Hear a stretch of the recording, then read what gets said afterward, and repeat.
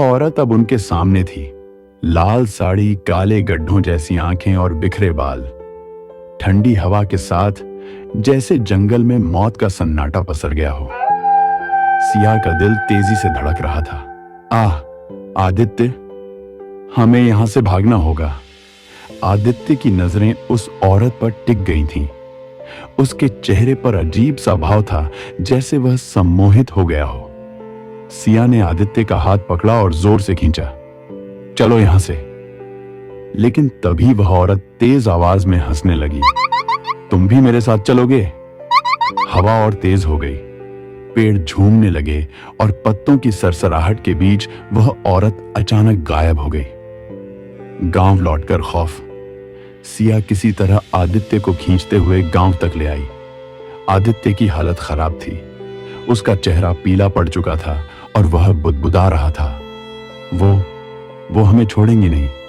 गांव पहुंचते ही सिया ने बाबा को बुलाया। बाबा ने आदित्य को देखते ही कहा, इस पर अब निशा का साया है।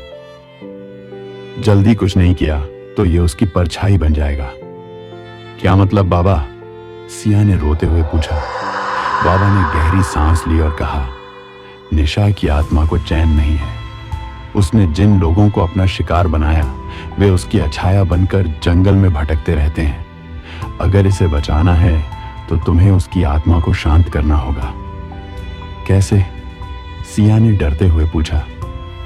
उस पुराने मंदिर में एक पूजा करनी होगी, लेकिन याद रखना, पूजा पूरी होने से पहले अगर तुमने पीछे मुड़कर देखा,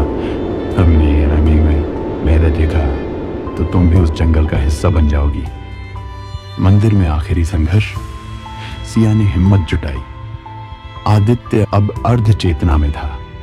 बाबा और गांव के कुछ बुजुर्गों के साथ वे रात के अंधेरे में फिर से उस जंगल की ओर निकले। मंदिर तक पहुंचते पहुंचते ठंडी हवा चाकू की तरह शरीर में चुभ रही थी। पेड़ों की शाखाएं मानो उनका रास्ता रोकने की कोशिश कर रही थीं। बाबा ने मंदिर के अंदर एक छोटा चक्र बनाया और आदित्य को उसके बीच में लिटा दिया। पूजा शुरू होने वाली है, जो भी हो पीछे मुड़कर मत देखना। बाबा ने मंत्र पढ़ने शुरू किए। हवा और तेज हो गई। मंदिर के अंदर अजीब सी आवाजें गूंजने लगी। सिया ने सुना, कोई उसे आवाज दे रहा था। वह धीरे धीरे कांपने लगी। आवाज मत सुनो, पूजा पर ध्यान दो, बाबा चिल्लाए। लेकिन आवाजें और तेज होती गईं। सिया, मुझे बचाओ। यह आदित्य की आवाज थी। सिया ने आंखें खोली और देखा आदित्य अब भी चक्र में था। तभी मंदिर के कोने में उसे वही लाल साड़ी वाली औरत दिखी। वह अब उसकी ओर बढ़ रही थी। उसकी आवाज गूंज रही थी, तुम भी मेरी छाया बनोगी। सिया का पूरा शरीर ठंडा हो गया।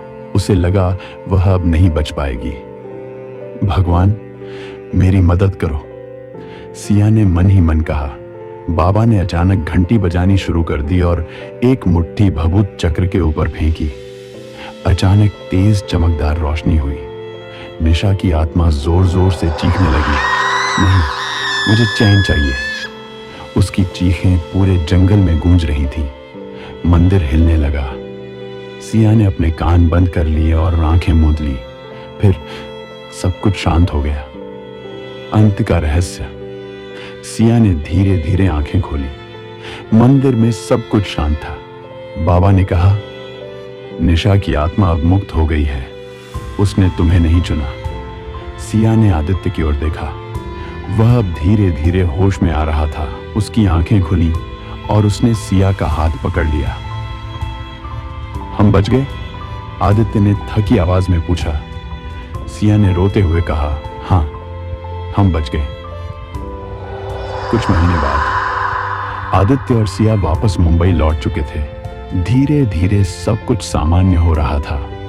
लेकिन एक रात सिया की नींद अचानक खुली। उसे लगा जैसे कोई खिड़की के बाहर खड़ा है। उसने धीरे धीरे पर्दा हटाया। बाहर वही लाल साड़ी पहने औरत खड़ी थी। उसका चेहरा मुस्कुरा रहा था। तुमने सोचा मैं चली गई? कहानी समाप्त।